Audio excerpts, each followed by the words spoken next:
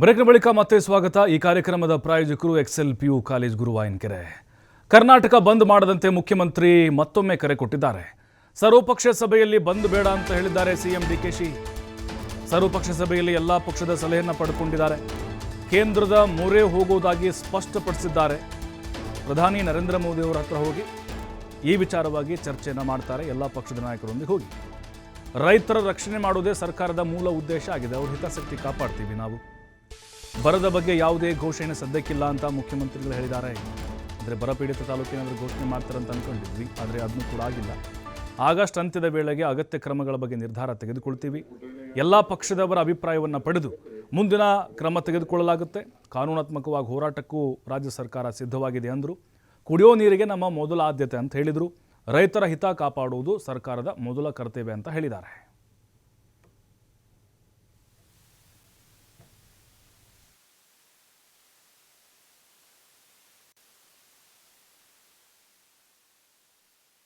ಸಂಸತ್ ಸದಸ್ಯರು ಮತ್ತು ಎಲ್ಲ ವಿರೋಧ ಪಕ್ಷದ ನಾಯಕರು ಎಲ್ಲರೂ ಕೂಡ ಸರ್ಕಾರಕ್ಕೆ ನಾವು ಒಮ್ಮತದ ನಿಮ್ಮ ತೀರ್ಮಾನಕ್ಕೆ ನಾವು ಬದ್ಧರಾಗಿದ್ದೇವೆ.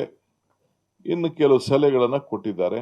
ಆ ಸಲಹೆಗಳನ್ನು ನಾನು ಕಾನೂನಿನ ಚೌಕಟ್ಟಿನಲ್ಲಿ ನಮ್ಮ ಹಿರಿಯರ ತಜ್ಞರು ಮತ್ತು ನಮ್ಮ ಲೀಗಲ್ ಟೀಮ್ ಹತ್ರ ಚರ್ಚೆ ಮಾಡಿ ನಾನು ಎಲ್ಲರಿಗೂ ಕೂಡ ನಾನು ರಿಕ್ವೆಸ್ಟ್ ಮಾಡ್ತೇನೆ.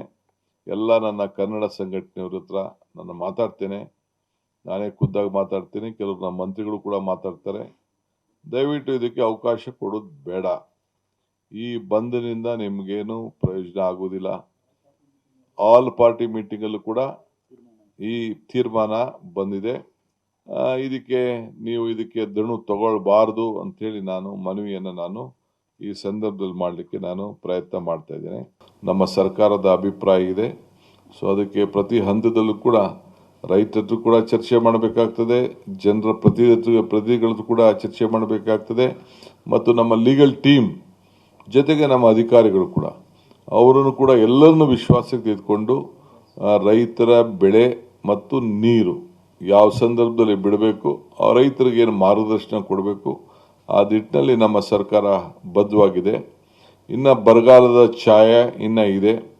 ನಾವು ಬರಗಾಲದ ಘೋಷಣೆ ಮಾಡೋ ವಿಚಾರ ಮತ್ತೊಂದು ವಿಚಾರ ಈಗ ಸದ್ಯಕ್ಕೆ ತೀರ್ಮಾನ ತೆಗೆದುಕೊಳ್ಳೋಕೆ ಆಗೋದಿಲ್ಲ. ಆಗಸ್ಟ್ ಎಂಡ್ ಅಷ್ಟೊತ್ತಿಗೆ ನಾವು ಸರಿಯಾದ ರೀತಿಯಲ್ಲಿ ಮಾಹಿತಿಯನ್ನು ಪಡ್ಕೊಳ್ಬೇಕು.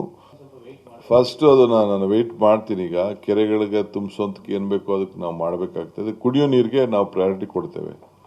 ನಾಲೆ ಬಿಟ್ಟರು ಕುಡಿಯೋ ನೀರಿಗೆ ಮಾತ್ರ ನಾವು ಅದನ್ನು ಗಂಭೀರವಾಗಿ ನಾವು ಆಲೋಚನೆ ಮಾಡ್ತೀವಿ. ಈಗೂ ಕೂಡ ನಾನು ರೈತರಿಗೆ ನೀವು ಆತರ ಪಡಕ್ಕೆ ಹೋಗ್ಬೇಡಿ ಅನ್ನೋದು ನನ್ನ ರಿಕ್ವೆಸ್ಟ್ ಇದೆ.